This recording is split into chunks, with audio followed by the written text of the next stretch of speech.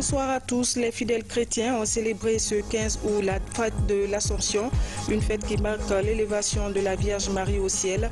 L'engouement était de taille dans les églises du pays. C'est une bonne nouvelle pour les populations de Conakry. Le train de banlieue ou Conakry Express reprend le trafic après 11 mois d'arrêt. Les images, vous les aurez dans un instant. Amélioration de la santé maternelle et néonatale, le gouvernement débloque 37 milliards de francs guinéens, un programme présidentiel qui vient en appui aux différentes structures sanitaires du pays. Mesdames et messieurs, bonsoir. Merci de nous rejoindre dans ce journal. Nous sommes mardi le 15 août.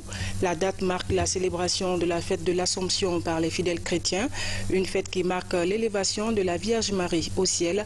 Les églises de Conakry n'ont pas désempli, occasion pour les chefs religieux de prêcher la bonne parole et la fraternité entre les filles et fils du pays. Reportage Bernard Tonguinou. À la cathédrale Sainte-Marie de Conakry, la fête de l'Assomption mobilise les fidèles de tous les âges. Cette solennité commémore la montée de la Vierge Marie au ciel. Sa célébration est présidée par l'archevêque de Conakry, Monseigneur Vincent Koulibaly. La liturgie et les cantiques du jour magnifient la gloire de Marie pour sa participation à la vie de Jésus-Christ.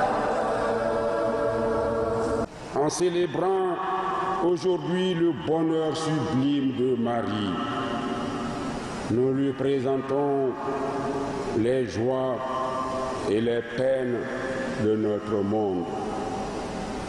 C'est pourquoi nous lui adressons cette prière de nous aider à devenir comme elle, c'est-à-dire humble de cœur et fidèle à l'amour de Dieu. Ainsi, nous pourrons la rejoindre un jour dans la plénitude du bonheur sans fin. La célébration de l'Assomption, c'est aussi dans les églises de la banlieue de Conakry. À la paroisse Saint-Kizito de kilomètre 36, le 15 août est une occasion pour les fidèles chrétiens d'exprimer leur fidélité à la Sainte Vierge. Des prières pour la paix et l'unité nationale sont formulées. Nous avons prié pour la paix et la prospérité dans ce pays, puisqu'on en a vraiment besoin.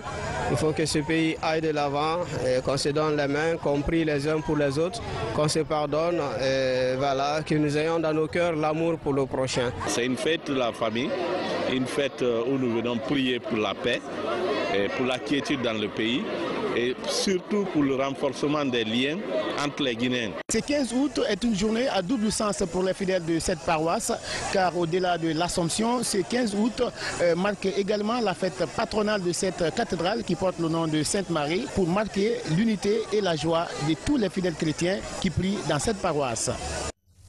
Le président de l'Assemblée nationale s'est acquitté de son obligation du jour dans la préfecture de Guékédou. L'honorable Claude Kori-Kondiano a invité les fidèles chrétiens à l'entente et à la cohésion sociale. Compte rendu, Abdoulaye Diallo.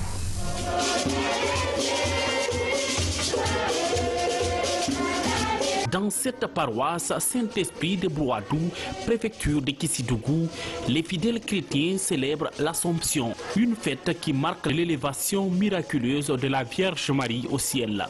Elle représente un des piliers importants du christianisme. Et la fête-là nous dit beaucoup de choses concernant la Vierge Marie.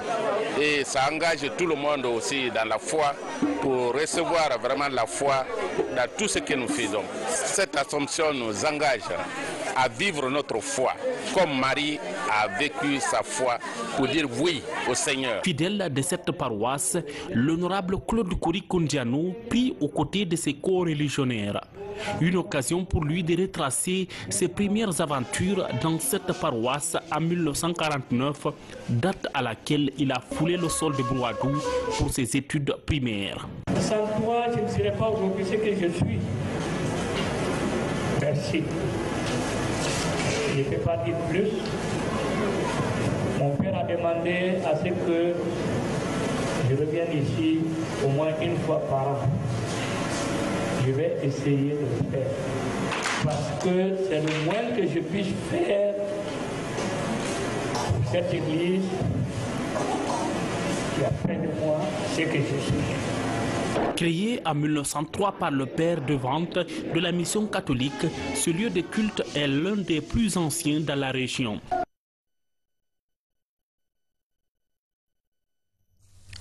Nous restons dans la religion avec le Hajj 2017. Les pèlerins guinéens continuent de rallier les lieux saints de l'islam. À Médine, les visites des lieux historiques succèdent aux prières. Retrouvons nos envoyés spéciaux Yaya Silla, Tizo Bangora. 46 degrés Celsius, la ville de Médine connaît une forte période de canicule. Cela n'entame en rien la volonté des pèlerins guinéens à faire respecter les visites et des prières dans les sites historiques. Première étape ce dimanche est la montagne Zabal Uhud. Ici fut lieu la deuxième grande bataille entre les mécréants et l'armée musulmane dirigée par le prophète paix et salut sur lui. À cette époque, il avait donné sa stratégie, comme vous voyez sur le tableau. Il a admis une défense en arrière pour ne pas que les autres le contre-attaquent. Il avait demandé à ses compagnons de ne pas bouger de là où il les a installés. Mais de là-bas, puisque la stratégie, vous avez vu les flèches là, là où ils se sont attaqués, là-bas, les ennemis ont perdu. Depuis que les musulmans ont vu ça, chacun a laissé ses armes, ils ont couru maintenant pour venir ramasser les entre-guerres. Ils sont dans ça, il y a eu d'autres contre-attaques, vous avez Rojo ou le Munafiqin. Rojo ou le Munafiqin, ça veut dire que le retour des ennemis. Ils sont venus maintenant contre-attaquer, tuer plus de 70 musulmans, et dans ça, il y avait Hamza, l'oncle du prophète Mohammed, sallallahu alayhi wa sallam. Quant à la mosquée Qiblatain, ou mosquée à deux directions, elle est le premier lieu de prière pour les musulmans à Médine. Dans cette mosquée, visitée par les pèlerins guinéens, les fidèles se tournèrent jadis vers Jérusalem avant la révélation divine qui indique la Kaaba comme repère pour la prière des musulmans. Déjà, ça renforce notre foi. Et ce n'est pas une fiction. Lorsqu'on regardait la télé ou bien le film, on voyait des choses. Mais là, on était sur le lieu, c'est vraiment une réalité. Pour en arriver là, il a fallu beaucoup de morts pour en être là, parce que les cimetières déjà, il y a plus de 70 personnes qui sont couchées. Moi, en tout cas, ça renforce ma foi et je sais que la réalité est là. Et ça me permet d'aller de l'avant. La ville de Médine continue à recevoir les convois des pèlerins guinéens et ceux d'ailleurs pour le Hajj 2017. Un chiffre, ce soir, on parle de 37 milliards de francs guinéens. C'est le montant débloqué par le gouvernement. La somme devra servir à renforcer l'appui aux soins de la mère et de l'enfant dans les structures hospitalières du pays. L'assistance se situe dans le cadre de l'exécution du programme présidentiel relatif à la gratuité de l'accouchement, de la césarienne et des consultations prénatales. Reportage sur Idekera. Le programme d'amélioration des soins de la mère et du nouveau-né fait du chemin en Guinée. Ces opérations d'embarquement marquent le lancement de la campagne nationale de distribution des kits aux différentes structures hospitalières du pays. L'action vise l'exécution de la gratuité des consultations prénatales, des accouchements et des césariennes. La mise en œuvre du programme de distribution est assurée par la pharmacie centrale de Guinée. On peut se rassurer que ces camions qui bougent aujourd'hui, l'opération va continuer jusqu'à la distribution des derniers cartons. On rassure tous les usagers qui auront leur kit. Et le département aussi a pris toutes les dispositions pour nous accompagner dans ce sens. La gratuité des soins obstétricaux est lancée en Guinée depuis l'avènement de la Troisième République. La décision a permis de rehausser substantiellement les indicateurs de la santé maternelle. L'exécution correcte du programme sur le terrain mérite encore des précisions importantes. Il y a des gens qui disent qu'à chaque fois qu'ils vont dans les structures sanitaires, on leur demande de payer. J'ai été très clair. Les accouchements sont gratuits en République de Guinée, y compris la césarienne. Cependant, il est important que les populations sachent que souvent, quand les femmes viennent au niveau des structures de santé, il y a quelquefois des examens en dehors même du geste simple d'accouchement qui sont requis. Et donc, ces gestes sont souvent payants. Pour ce qui nous concerne, pour un geste qui est censé être gratuit, quiconque on prend qui est en train de faire payer ce geste, cette personne subira la rigueur des textes. Nous sommes très contents parce que ça va permettre de mettre fin aux ruptures de stock que l'on constate dans certaines structures et du coup favoriser l'accessibilité financière et je dirais même géographique aux personnes concernées. D'ici mi-septembre 2017, l'ensemble du territoire national devrait être couvert par ce programme de distribution. Les structures sanitaires des 6 préfectures de la région forestière vont être les premières à recevoir ces camions qui sont déjà partis de Conakry. On va parler éducation. Bientôt la rentrée des classes. Elle est prévue le 15 septembre. Le gouvernement met les bouchées doubles pour maîtriser le ratio élèves-salle de classe. Un gap que le ministère de l'enseignement préuniversitaire et de l'alphabétisation entend combler avec la construction de 120 nouvelles salles de classe pour une capacité d'accueil de plus de 700 élèves. Reportage Amadou Touré. Ce sont 120 salles de classe d'une capacité d'accueil de plus de 700 élèves que le gouvernement, à travers le ministère de l'enseignement préuniversitaire et de l'alphabétisation, prépare pour maîtriser la pléthore dans les salles de classe à un mois de la rentrée scolaire. Ces constructions scolaires sont généralement dans des localités à forte concentration humaine où les populations manquent d'infrastructures scolaires publiques. C'est le cas des quartiers de Guessiaport 2, de Béanzin, de Bonfim, de Symphonia et de Dapompa. Dans l'ensemble, les chantiers visités évoluent, mais loin de répondre aux attentes du département. Le ministre met un peu de pression et il veut que le projet finisse, c'est-à-dire avant l'ouverture, mais c'est quelque chose qui est un peu impossible parce qu'on n'a pas reçu mal de retard, parce que ça, ce n'est pas dû à moi, c'est le paiement, quoi. C'était pas nous, on a fait beaucoup d'efforts. Même avec ça, il a fallu que le président lui-même, le président de la République, s'implique pour qu'on soit payé. On a fait les efforts, ils viennent d'être payés. Les différents décomptes pour ces différents chantiers viennent d'être payés. Avec le ministre, nous venons de dire le soutien qu'on a aux entreprises et se mettre d'accord sur les dispositions à prendre, notamment la multiplication des équipes sur les différents chantiers pour qu'il y ait des équipes même de nuit et qu'on mette des projecteurs sur ces sites-là. Contrairement aux autres chantiers visités, ici à Dapompa, c'est un collège de 12 salles de classe entièrement achevées avec logement du principal et une bibliothèque que le ministère s'apprête à réceptionner. Chaque semaine maintenant je passerai dans ces chantiers parce que moi aussi j'ai besoin de mettre ces écoles à la disposition de la population. Nous avons une campagne de construction des établissements qui est d'ailleurs initiée par le président de la République. C'est le lieu de le remercier pour tout ce qu'il est en train de faire pour le système éducatif en général et pour le ministère de l'enseignement préuniversitaire en particulier. Pour un enseignement de qualité, les spécialistes sont unanimes qu'il faut impérativement maîtriser le ratio élèves-salle de classe. L'achèvement de ces nouvelles infrastructures viendra à coup sûr répondre à ce souci du gouvernement. Dans le même registre, cette année, les examens nationaux ont enregistré un faible taux de réussite. Déjà, les élèves se mettent à la tâche pour inverser la tendance l'année prochaine. Les futurs candidats aux examens nationaux intensifient les cours de vacances. Ils veulent se mettre à niveau avant la rentrée des classes. Le reportage est signé Mamaïsata Kamara. Qui veut voyager loin ménage bien sa monture, dit-on.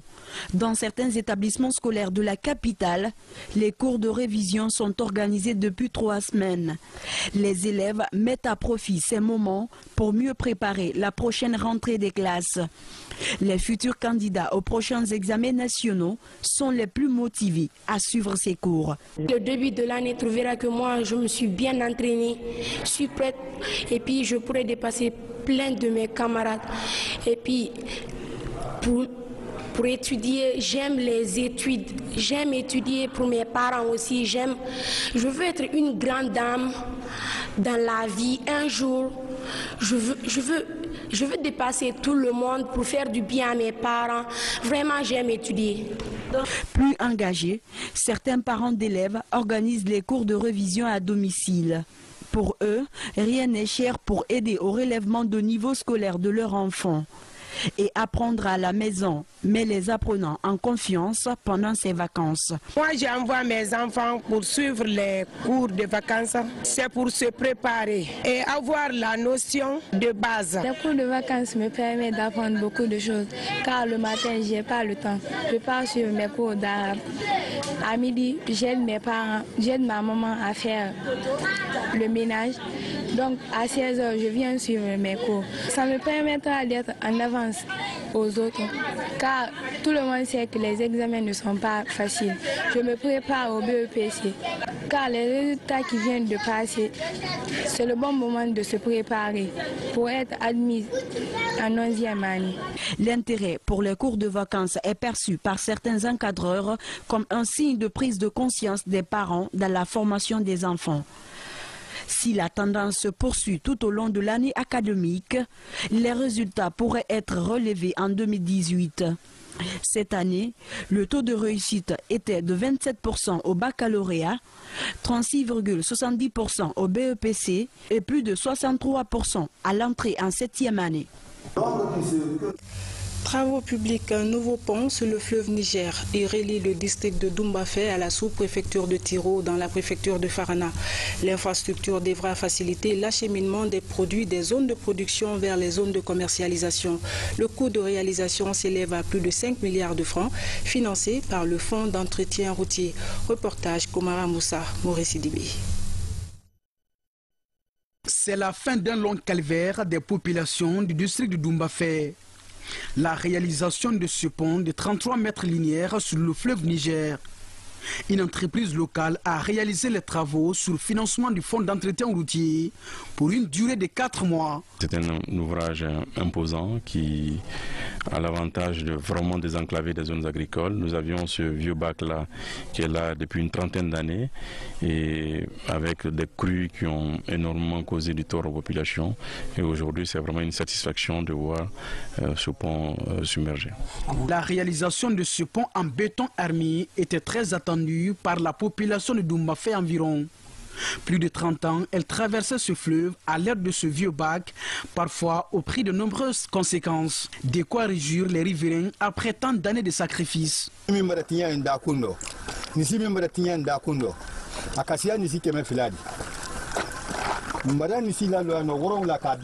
avons fait beaucoup de sacrifices pour avoir un pont sur ce fleuve. On a perdu des biens. Dieu merci, c'est devenu un souvenir pour nous grâce au professeur Fakondi.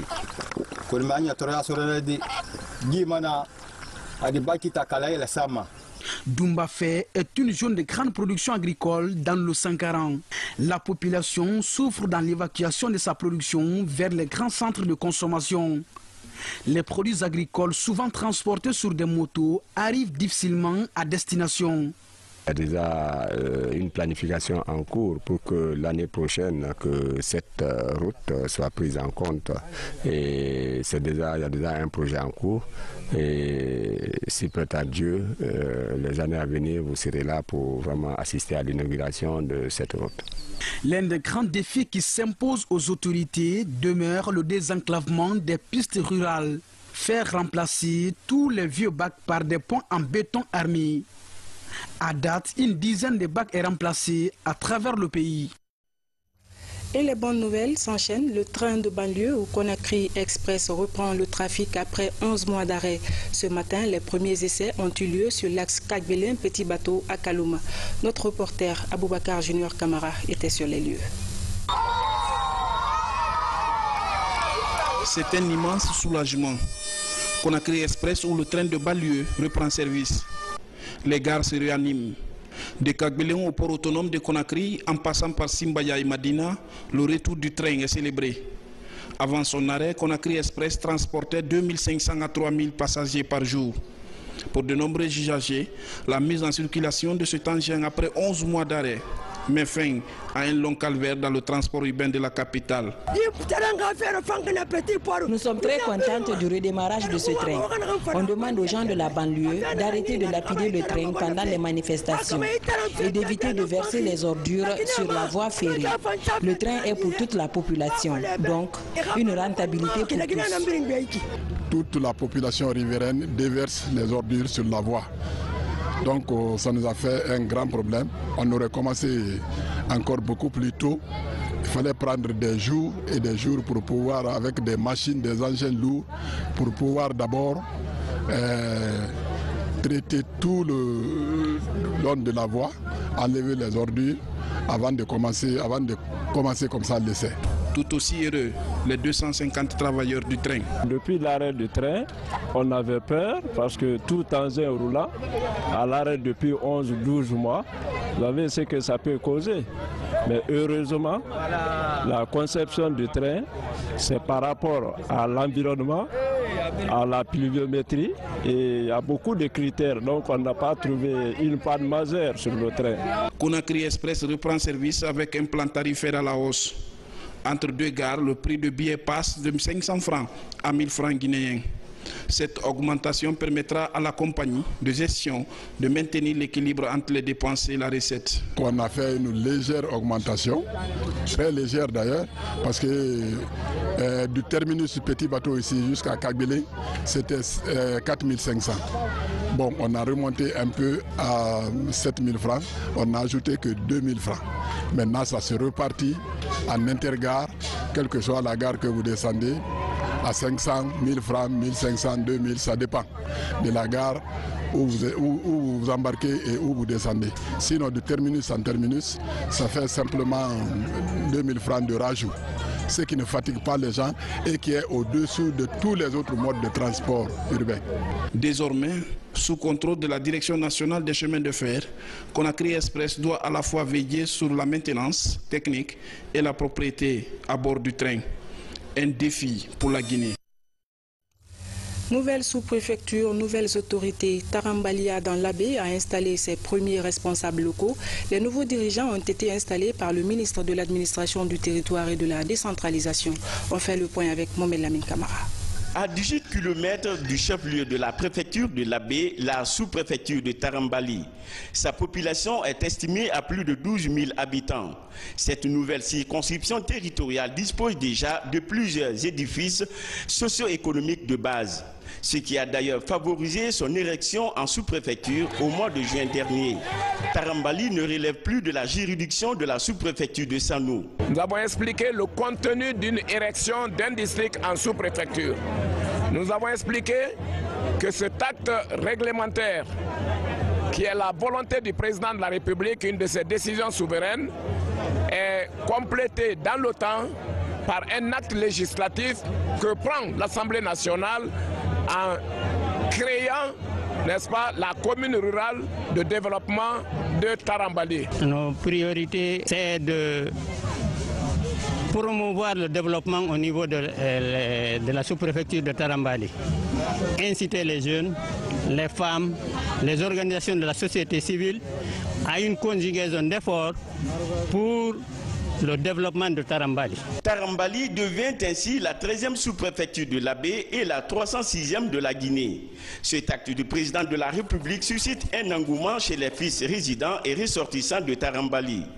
Il s'engage à accompagner les nouvelles autorités. Reconnaissance au professeur Alpha Condé qui a visité le 6 septembre 2015 le district de Tarambali et qui l'a érigé en sous-préfecture. Engagement des populations locales, des fils de la localité ressortissants résidant en Guinée à l'étranger, de tout faire pour contribuer au développement de la localité. À partir d'aujourd'hui, une nouvelle page de l'histoire de Tarambali est ouverte. À travers ce nouveau découpage territorial, Tarambali sera intégré prochainement dans la carte administrative de la Guinée comme une sous-préfecture. Assemblée nationale avec les députés de la Commission Défense et Sécurité. Ils poursuivent leur mission de contrôle parlementaire dans les casernes militaires de la région forestière. Plusieurs sujets ont été débattus, notamment les réformes engagées au sein de la Grande Muette, une occasion mise à profit pour visiter la frontière entre la Guinée et la Côte d'Ivoire. Formation au siège du RPG Arc-en-Ciel. Elle regroupe des membres du comité central. Il s'agit de présenter le nouveau statut du parti, le règlement intérieur et le plan de redécoupage politique. Les détails avec Makemedozo. Le parti de la majorité présidentielle entame sa réforme. Le RPG Arc-en-Ciel s'adapte à ses réalités actuelles. Les dernières victoires électorales remportées par ce parti et les nombreuses adhésions dont il bénéficie imposent des changements. Un projet de statut, de règlement intérieur ainsi qu'un plan de découpage politique sont validés. Le contenu de ces nouveaux documents sera disséminé sur toute l'étendue du territoire national par les membres de la commission de restructuration, ici en formation. Eu égard à l'orientation stratégique du fondateur que le parti doit envoyer dans toutes les sections de l'intérieur du pays pour avoir les avis et les amendements de tous les membres et sympathisants du RPG Arc-en-Ciel.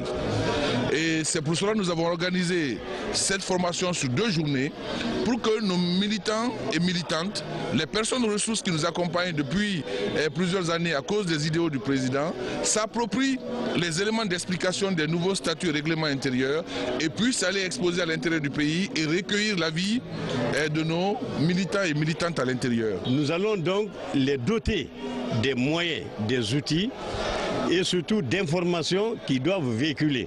Donc chaque missionnaire à son arrivée, soit dans la préfecture ou dans les sous-préfectures, va réunir les militants et les responsables de la localité pour soumettre à l'analyse critique les documents de statut, de règlement intérieur. Du 17 août au 2 septembre, près de 200 missionnaires sillonneront le pays pour porter le message du RPG nouveau. Il y a une commission qui a travaillé sur les textes du parti et il y a eu des innovations et ils mettent ça à notre disposition pour qu'à notre tour, nous allions sur le terrain expliquer, informer et expliquer les textes à nos militants à la base. Cette mission permettra aussi au comité central du RPG Arc-en-Ciel de toucher du doigt les problèmes auxquels le parti est confronté à la base. Les membres du parti seront ainsi consultés afin de faciliter la prise de décision pour le futur démocratique du parti. Lutte contre l'immigration clandestine. Des jeunes de la commune d'Oratoma et Kaloum sont également en formation. Ils renforcent leurs connaissances sur les méfaits de la traversée clandestine. Ces jeunes seront outillés sur les 4 principes de la société civile notamment. Nous y reviendrons. Culture, Conakry, capitale mondiale du livre. L'événement se poursuit. 2 nouveaux ouvrages viennent d'être dédicacés. Vous allez les découvrir dans un instant. Et cette fois-ci, ça se passe au camp Almami Samori Touré. Histoire pour les organisateurs de faire participer l'armée à la promotion du livre. Suivez le récit de Lancé Kamisoko. Dans cette œuvre, l'auteur retrace l'histoire d'un homme qui a marqué le passé du Fouta théocratique à travers sa résistance à la pénétration coloniale. Il s'agit de Bokar Biro Bari, l'un des 14 Almami du Fouta Djalon. L'épopée de Bokar Biro selon Farba Kebasso permet au lecteur de reconnaître le dernier roi de Timbo dans toutes ses perceptions. Je parle de la contribution des traditions orales dans l'histoire de Bokar Biro. C'est surtout d'avoir la perception populaire, parce que Bokar Biro a été l'objet de beaucoup d'écrits, mais j'ai constaté que quelque chose manquait parce qu'on ne voit pas l'aspect de la société, on ne voit pas la perception de la société. Cet autre ouvrage, Cheikh Mohamed Sherif, le Saint de Kankan, est l'œuvre du professeur Lansine Kaba. Il parle de Karamoko Sekouba, le fils de l'un des Karamoko de l'Almami Samori Touré. Sa maîtrise du Coran et son franc-parler lui ont valu sa place de guide spirituel. Figurez-vous, en 1894, quand les Français sont venus, il était jeune. Il décida de faire ce qu'il pouvait faire de mieux, réfléchir et puis préparer la population de Kankan, et il laissa une marque sur Kankan et sur toute la région. C'est ce que vous devez faire. Conakry, capitale mondiale du livre, est mise à profit par les organisateurs pour rendre hommage aux grands hommes qui ont marqué l'histoire de la Guinée. D'où le choix de la caserne Camp Almami Samori Touré pour cette double dédicace. Le sens de la dédicace au camp Samori, c'est aussi parce que dans le livre du professeur, on parle beaucoup de l'Almami Samori Touré. Donc on a voulu rendre hommage à ce grand homme, à cet Africain, à ce Guinéen qui a accepté de faire beaucoup de choses pour notre pays. Intégrer les œuvres guinéennes dans le programme d'enseignement est le défi évoqué par les différents auteurs en marge de ce festival littéraire. Voilà, mesdames et messieurs, c'est la fin de ce journal. Merci de votre aimable attention. Je vous retrouve demain avec le même plaisir. Excellente soirée en compagnie de nos programmes. Bonsoir chez vous.